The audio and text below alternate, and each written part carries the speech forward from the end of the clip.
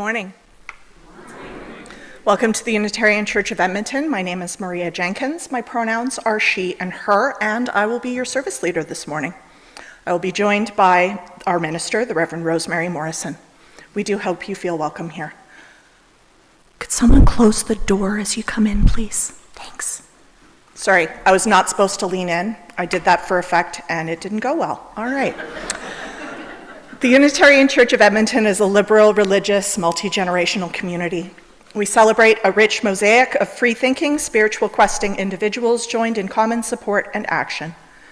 We welcome diversity, pursue the common good, and work for justice. We believe in the compassion of the individual heart, the warmth of community, and the search for meaning in our lives.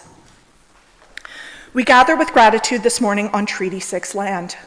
A treaty is literally an agreement between nations, and sadly our history is full of examples of ways in which we, the settlers, did not hold up our ends of these agreements. I wish to follow my friend Alara Stefaniak-Gadet's example of using their words instead of ours. When I say that this place that we call home was known under many names, but the Nahiao people called it a Misquitchi-Waskahikan, Beaver Hills House.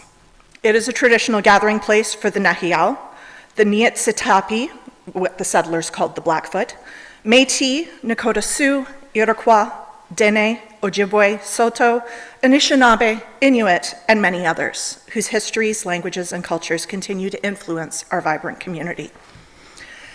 And so, as we begin this special hour together, I invite you to quiet your devices and yourselves so that we can all enjoy the service further. May we be reminded here of our highest aspirations and inspired to bring our gifts of love and service to the altar of humanity. May we know once again that we are not isolated beings, but are connected in mystery and miracle to the universe, to this community, and to each other. Now, for our prelude, we have a bit of a treat. Many of you have heard me and Karen Belita and Reverend Rosemary talking about the dragging youth shows that take place here on a monthly basis.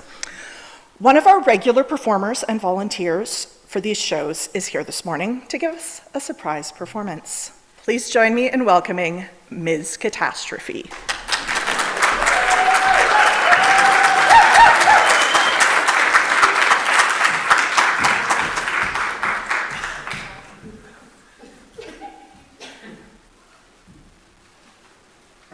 I have to put my boa on. You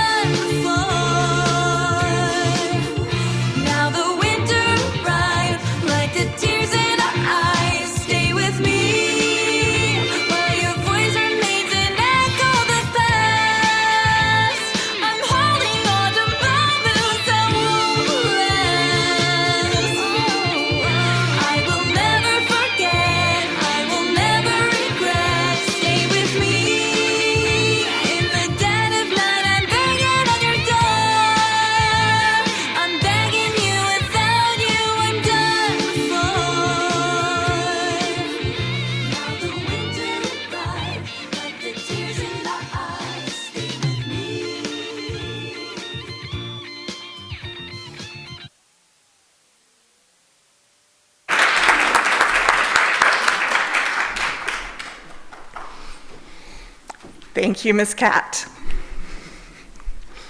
Continuing on, we have our chalice lighting. And am I doing this, or you can do fire? I will do words. Awesome.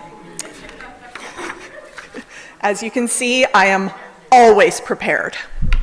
Our chalice lighting, Until All Means All, by Erica Hewitt.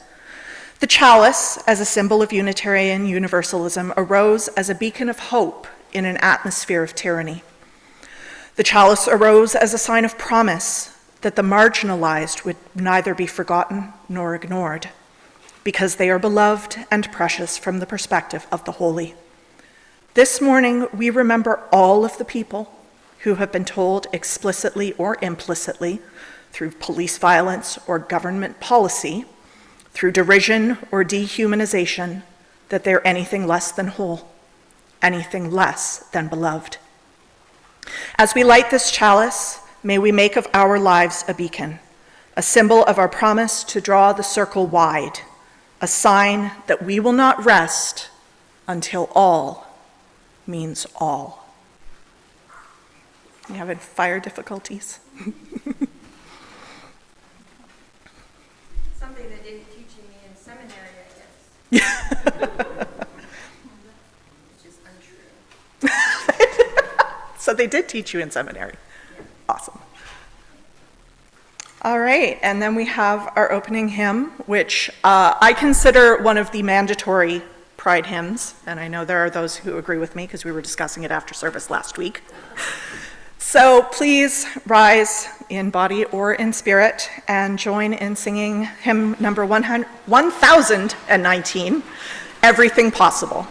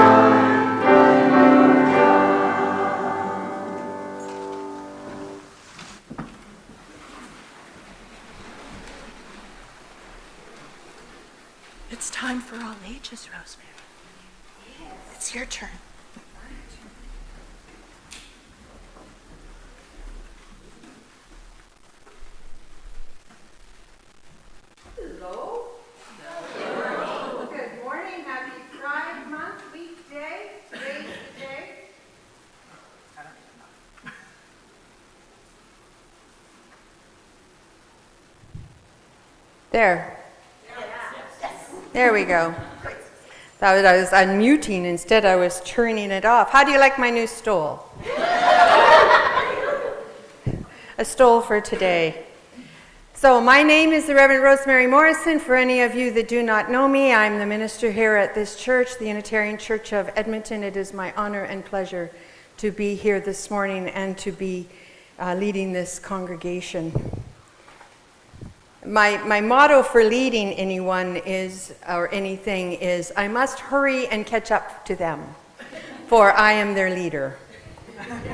That's my motto of leadership. This morning I'm going to read a story called From the Stars in the Sky to the Fish in the Sea, written by Ching, Thom, and illustrated by Wai-Yant Lee and Young Ching. The pictures will be appearing in behind me if they haven't already done so. They are there. Awesome. I'm seeing some nods. I might just get out of the way because, thank you. The illustrations are absolutely gorgeous. Absolutely gorgeous. Once upon a time,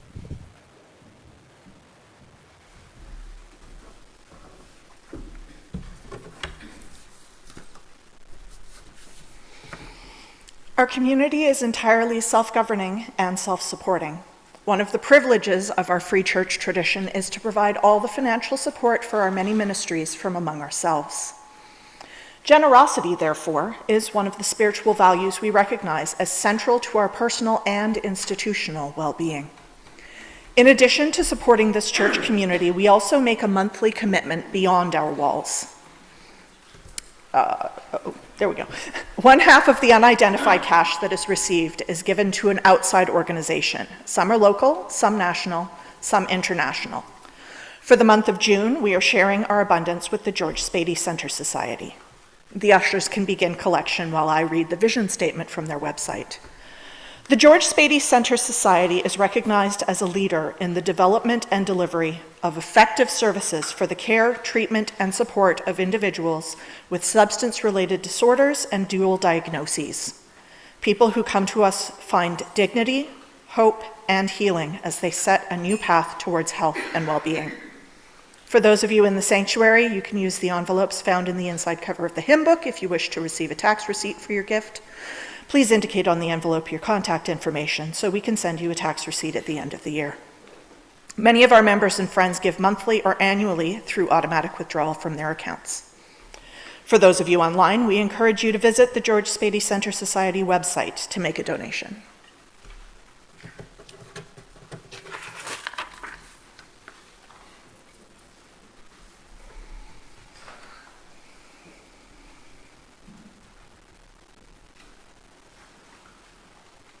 And the offering will now be received.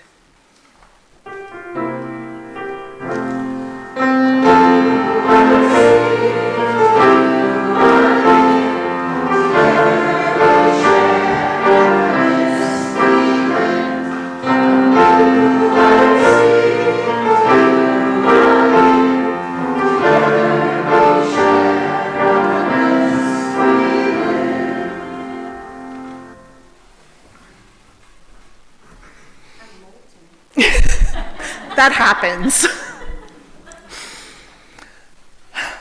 So I've rewritten this twice since I printed it out, so you're going to have to deal with me reading from my phone.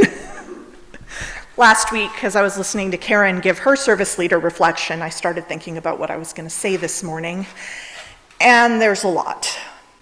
I am of a generation that grew up watching Sesame Street and Mr. Rogers, giving us messages of acceptance and love. Perhaps the best version of this was the closing to every episode of Mr. Rogers' Neighborhood, where he would speak directly to the camera saying, "You always make each day a special day. You know how? Just by being you. There's only one person in the world that's like you, and that's you. And people can like you just the way you are." Of course, as we grew up, we started to learn that that wasn't always true. There were certain parts of us that were not acceptable and had to be kept hidden. And that never made sense to me. It also bears mentioning that it later came to light, Fred Rogers himself had told Francois Clemens, a regular guest on his show, that he could not be out and continue to appear on Mr. Rogers' Neighborhood, and even went so far as to encourage him to marry a woman as a way of dealing with his sexuality. That didn't go well. Of course, this was the late 60s, and the show likely would not have survived the fallout that that particular scandal would have caused. It also bears mentioning that following the Stonewall riots of 1969, Rogers changed his tune, but even then he never did so publicly. It was always behind the scenes. Anyway, I grew up thinking I was an ally. It's only recently, looking back, that I realized that almost all of my fictional crushes were on female characters. I thought I just liked well-written, strong female characters. As it turns out, it was not that. I also thought I was monogamous, which is also not the case. And although polyamory, or ethical non-monogamy, is not currently included in the LGBTQIA2S+, I feel like it might as well be. Every one of those letters represents an identity and a way of being in relationship. The only choice we have is whether to live authentically or not. Now, I've rewritten the end of this piece a few times. On the one hand, the backlash against the increasing acceptance of the LGBTQIA2S+ community is widespread and awful, with legislations targeting trans people in particular being brought forward in jurisdictions all over North America, including here in Alberta. On the other hand, part of the reason that backlash exists is because of the progress that has been made. Last night I was playing Dragon Age Inquisition for like the 80th time. It's a pretty great fantasy role-playing game made by a local studio, BioWare, and includes a diverse cast of characters. One of them is explicitly trans, although it takes a bit of work to get that character to trust you enough to tell you about it, which is fair in any setting. And all of the players' romance options have set sexual orientations. They're not, as we like to say, player sexual. Which is to say that there is a delightfully sassy gay man who is the only reason I have ever rolled a male character in a video game ever. It's the small, silly things like this that make the difference. It's things like Alex Newell, an openly non-binary person who won a Tony last year. And drag queen Jinx Monsoon is currently on her second stint playing a female role in a major New York musical. And of course, this is where I run out of text. But it's all of these small things that are just bringing forward people and stories that mean to tell the world that we're not freaks, there's not something wrong with us, and we shouldn't have to hide any more than anyone in a straight passing relationship has to hide that fact. And that's why the right is so frightened right now. And unfortunately, the pendulum swings, and they've got a lot of power right now. But if you look, Dragging Youth has been protested. There have been organized groups coming to, they haven't come on the property, because they're not allowed, but there have been organized groups coming to protest the fact that we hold all ages drag shows. There was one particular night, I'll make this quick. There was one particular night, we had Pride Corner taking over our parking lot, making a dance party and just basically being as gay as possible. And on the other side of the fence in next door's parking lot, we had 6 bigots who were very loud and very angry, but there were 6 of them. We are making progress. It just doesn't always feel like it. Thank you.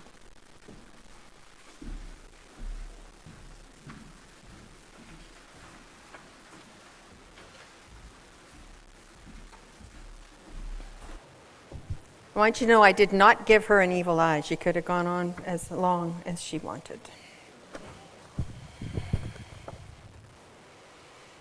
I'd like to invite you into a time of meditation, repose, reflection, whatever word works for you as you get in touch with your inner being.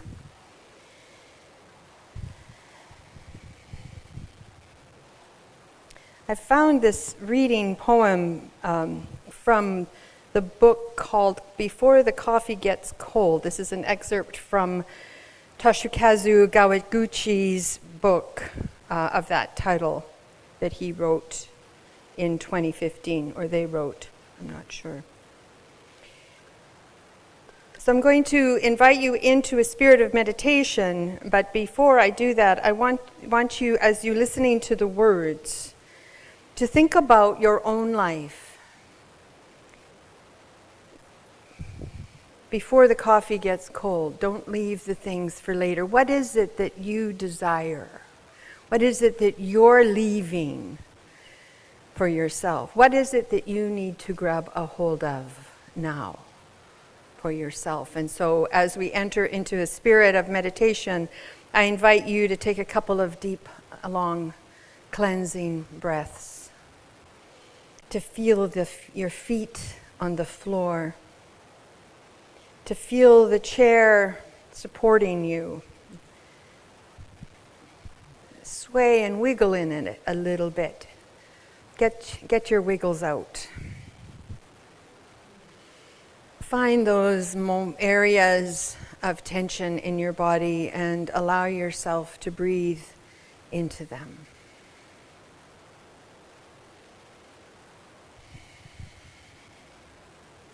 I invite you to follow your breath as it enters your body. Can you feel it entering your lungs and taking life-giving oxygen and then releasing it? All that you no longer need.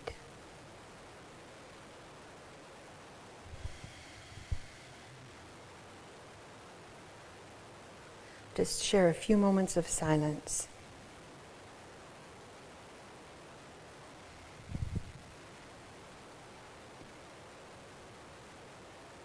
And don't leave anything for later. Later, the coffee gets cold. Later, you lose interest. Later, the day turns into night. Later, people grow old. Later, people grow up. Later, life goes by. Later, you regret not doing something when you had the chance. Life is a fleeting dance, a delicate balance of moments that unfold before us, never to return in quite the same way again. Regret is a bitter pill to swallow, a weight that bears down upon the soul with the burden of missed chances and unspoken words. So, let us not leave anything for later. Let us seize the moments as they come with hearts open and arms outstretched to embrace the possibilities that lie before us. For in the end, it is not the things we did that we regret, but the things we left undone, the words left unspoken, the dreams left unfulfilled.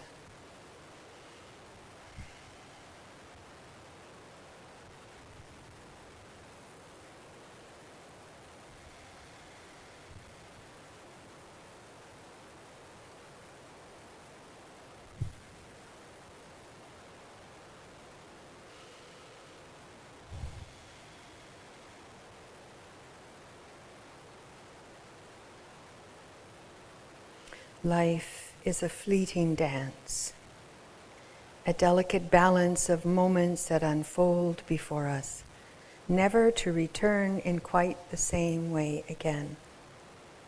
Regret is a bitter pill to swallow. A weight that bears down upon the soul with the burden of missed chances and unspoken words. So, let us not leave anything for later. Let us seize the moments as they come with hearts open and arms outstretched to embrace all the possibilities that lie before us. For in the end, it is not the things we did that we regret, but the things we left undone, the words left unspoken, the dreams left unfulfilled. And I invite you into a minute of silence, after which Karen will lead us into singing hymn number 1053. We'll sing it through twice, but for now let us enjoy some silence.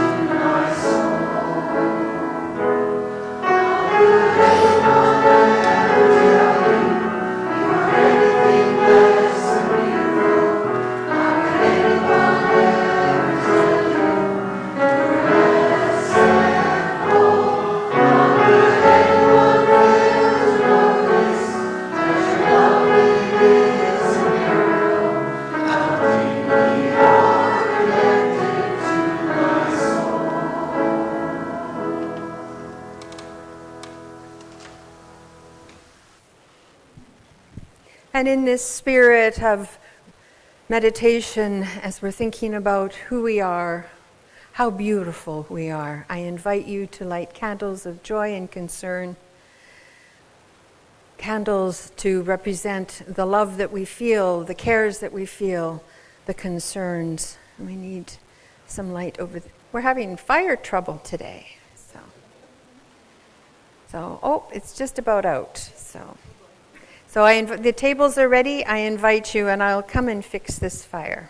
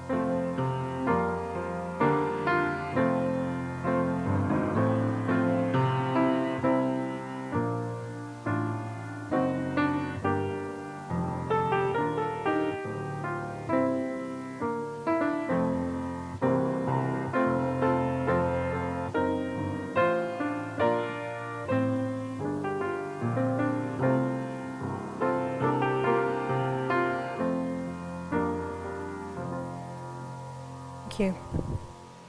And I'll ask Maria to light one last candle for all those unspoken, unthought of joys and concerns that we hold in our hearts that are maybe still too precious to acknowledge. Thank you. I'll invite Heather Smith up to read Hey, Dear Trans Kid in the Waiting Room. Dear trans kid in the waiting room, I finally got to be that person because you were there. I feel like it was a moment I've been training for since I came out myself when I was 13. Because you were waiting with your parents, awkward and shy, I shot you the biggest smile I could as if to say, I see you there and I know your family. I've always wanted to be that adult, loud and proud with the gayest haircut, the toothiest grin, the most unapologetic laugh. And because you were there and I was there, and because I came out the year you were born, I finally got to become that person. I beamed my smile at you. You cracked a smile from behind a long, drawn face, and I said, I love your green hair. And you blushed and said thanks, and because of the sum of it all, you let me become that person. I've always wanted to be that person, so thank you, trans kid. You see, trans kid, there was a time I wasn't sure if I'd live to see this moment. Would I survive my own youth and young adulthood, or would I succumb to addiction and depression like so many of my peers do and have? I wrote this piece nearly 10 years ago, and I just checked the stat again. LGBTQ plus youth are still 4 times more likely to attempt suicide than their heterosexual peers. I talked to your mother a few weeks back. She's scared and confused and very overwhelmed. She spoke about you with such softness and worry. She sees the dark circles under your eyes, the fresh cuts under long sleeves. She is afraid that depression will consume you. Her cuticles picked away from the worry as we spoke in hushed voices. She wants the best for you. And she is also learning and also trying and also getting it wrong, and then learning how to humbly ask you for forgiveness. I don't think they taught her this chapter in parenting class. But trans kid, I want you to know that your mom loves you. She'd pick the North Star from the night sky if her arms could reach that far. She misses the sunshine in your eyes. I hope you heard my smile say, I'll fight for you. I'll stand up for you whenever and wherever I can, in waiting rooms and at the workplace and inside bathrooms, on buses and playgrounds and down back alleys. If you're struggling or trying to identify your newfound self, we can sip tea as I listen and you tell. If you're not ready or safer in than out, I will guard the door. It is time for me to be the adult I needed when I was your age. Now that I've lived to see tomorrow, this fight is my fight too. You do not have to become a statistic under my watch. Thank you for being so darn brave, and I'll see you around, trans kid. Keep smiling. Thank you.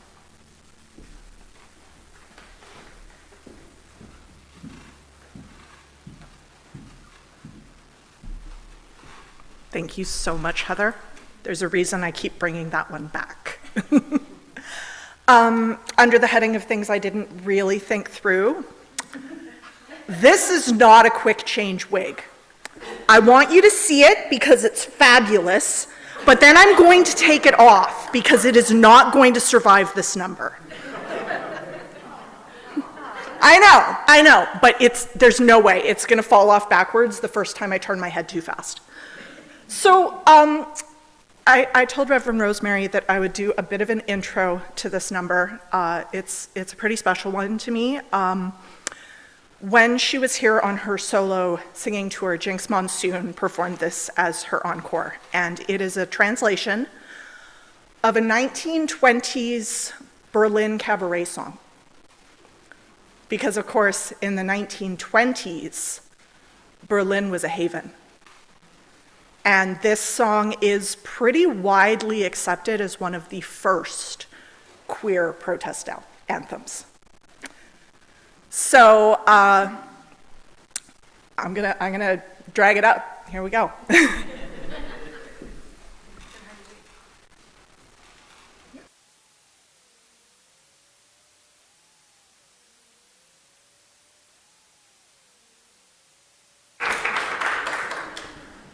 Awesome.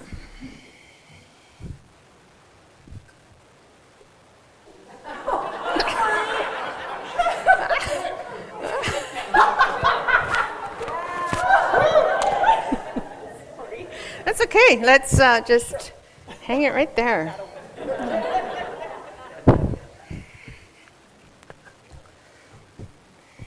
Okay, we'll just shorten up this sermon.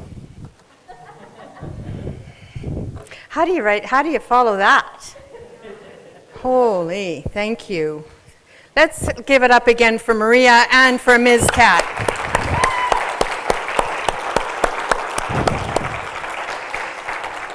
Okay. I did not need to write a sermon. Okay, that's awesome.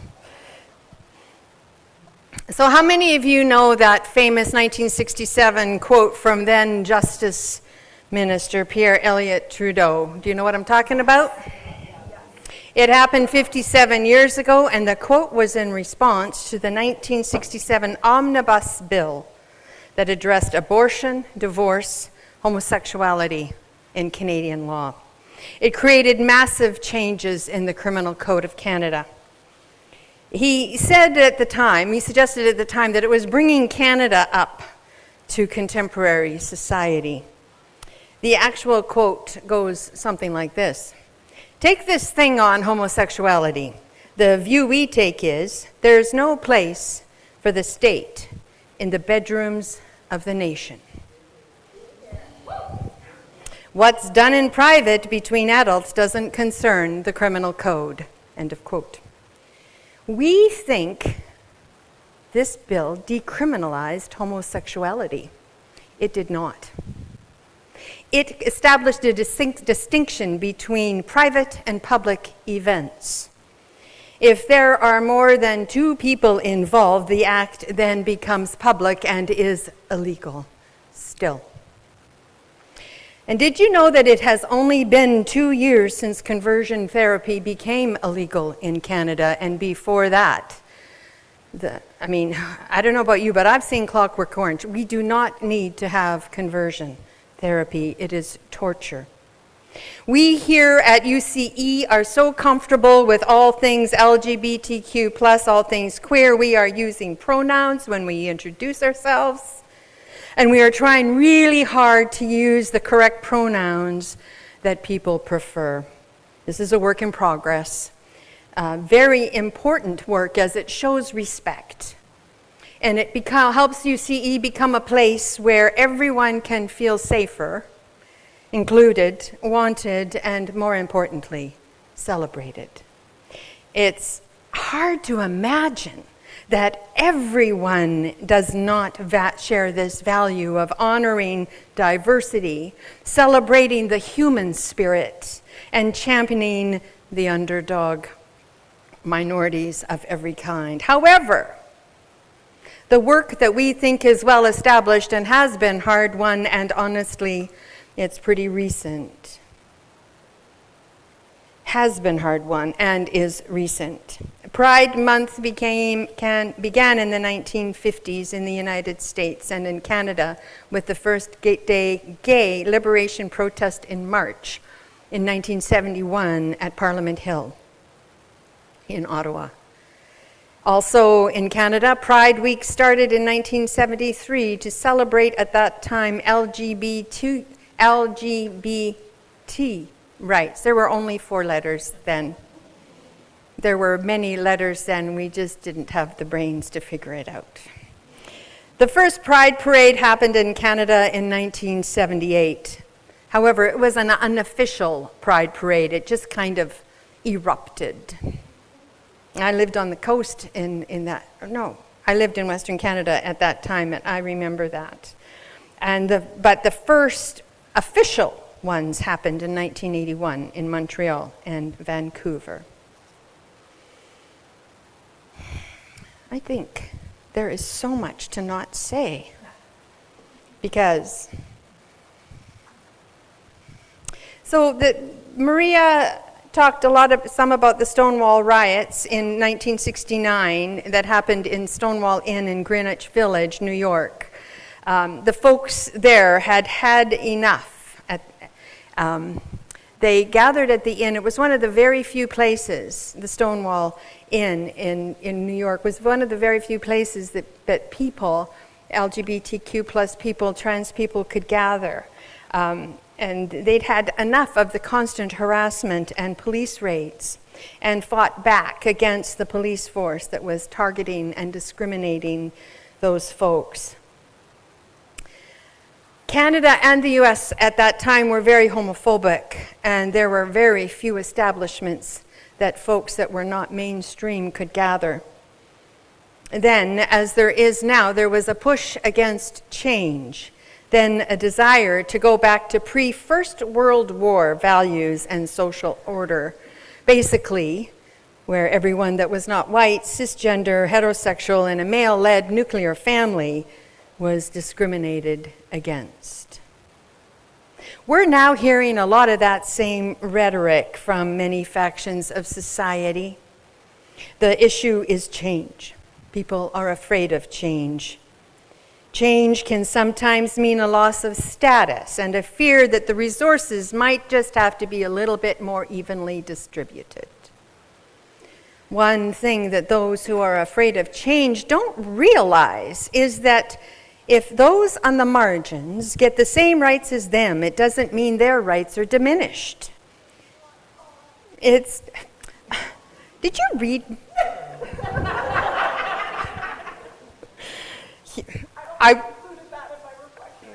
We both almost said exactly the same things, which I think it happens quite often. Anyways, human rights are sort of like love. There isn't a finite amount. It's not like pie we need to fight over. It's right there. So, has anyone seen the Rodgers and Hammerstein musical South Pacific? Yeah. This movie calls out some racism, and there is a song in it called "You've Got to Be Carefully Taught." You've got to be taught to hate and fear. You've got to be taught from year to year. It's got to be drummed in your dear little ear. You've got to be carefully taught. You've got to be taught before it's too late, before you are 6 or 7 or 8, to hate all the people your relatives hate. You've got to be carefully taught. Careful the things you say, children will listen. Careful the things you do, children will see and learn. Don't slip away, and I won't hold you so tight. What can you say that no matter how slight, you've got to be carefully taught? Have you noticed what's happening in Alberta right now? Those that are pushing against progressive change, those that wish for us to go back to an era where only a few have rights and privileges, those that wish to push their values onto society, those that wish to subjugate others are taking to the schools because children have to be carefully taught to hate the things that their relatives hate. Children are born with an innate sense of fairness. They don't care what color someone's skin is or who someone will grow up to be, who they will love, how they will love, what they will look like. These biases and prejudices have to be taught. Therefore, coming after the school boards is a big part of the playbook of those that wish to push back against progressive and egalitarian thinking and being. It's hard for us here at UCE to believe that the rights that have been so hard won for queer folks could be in jeopardy. However, I believe we need to educate ourselves about what is actually going on in this province. UCE has a history of supporting LGBTQ plus queer rights. We sponsor and support Dragon Youth Series, an organization, as we've talked about, that helps youth by giving them a safe place to explore their unique and creative selves. We have a rich history supporting, accepting, loving, celebrating, and caring for folks from all colors on the Pride flag, and we will continue to do so. As we celebrate the glory and the beauty that is in all of us, let's remember that many among us still do not feel safe. My hope is that most feel safer within these walls. And if you don't, please come and talk to me. Let's work toward building a community, city, province, country, and world where everyone, regardless of who they are, feels safe, safer, appreciated, and celebrated. For we all deserve to be treated with dignity and respect. We are a constellation, an array, if you will, of attributes, thoughts, feelings, desires, preferences, and more. No one is all one way or another. We are a mix mashup of all the things. During this Pride Month, I encourage you to dig a little deeper into figuring out who you are. What makes you tick? Is there some activity or sport or art, or you want to write poems that you've always wanted to try? Don't wait till the coffee gets cold. Do you have thoughts in the background that won't go away? Do you need to discuss with someone about how you're struggling to appreciate some aspect of yourself that you're now just noticing? Maybe this is a good time to dig a little deeper. Get to know yourself a little better and allow some of your beautiful and hidden parts to become more visible, even if it's just to yourself. May we all become more accepting and loving to those around us, and more importantly, may we become more accepting and loving towards ourselves. So may it be. Amen. I'm going to suggest that we skip the final hymn, that we go to Extinguishing our Chalice, and benediction, carry the flame. And then after carrying the flame, I'm inviting all of you to stay for the postlude. It's a dance party. Dance party. So I'm going to invite you up for Extinguishing the Chalice.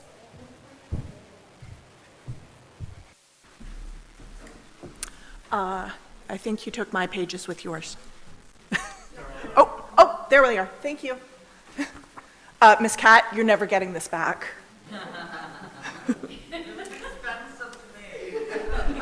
Okay, but I need to borrow it for the drag show. Yeah, thank you. Anyway, so as Reverend Rosemary extinguishes our chalice, I will read "Keep the Chalice Flame Burning" by Adam Slate. Be kind, be brave, be just, be merciful, be hopeful. This is how we keep the chalice flame burning until we are together again to light it anew. Before I offer words of benediction, I would like to thank everyone that participated in this service. Thank you, Maria, for the wonderful service leading. Thank you, Ms. Kat and Maria, for your performances. Thank you to everyone online that is here. I hope that you found this morning, I hope there was something this morning that you can take with you, that will challenge you, comfort you, and give you something to think about. I also want to say that in about 15-20 minutes, we're going to have a New to You session in the boardroom. There's some snacks and, well, there's lunch for those of you that wish to come to the New to You session in the boardroom. And now I offer you words of benediction. Do not be dismayed by the brokenness of the world. Things can break. And things can be mended, but not with time, as they say, with intention. So go and love intentionally, and love extravagantly, and without a doubt, please love unconditionally. For the broken world waits in darkness for the love and the light and the acceptance that is within you. The world needs you. Go in peace, gentle people. Go in peace. Amen. And let us gather together and sing Carry the Flame. The words will appear.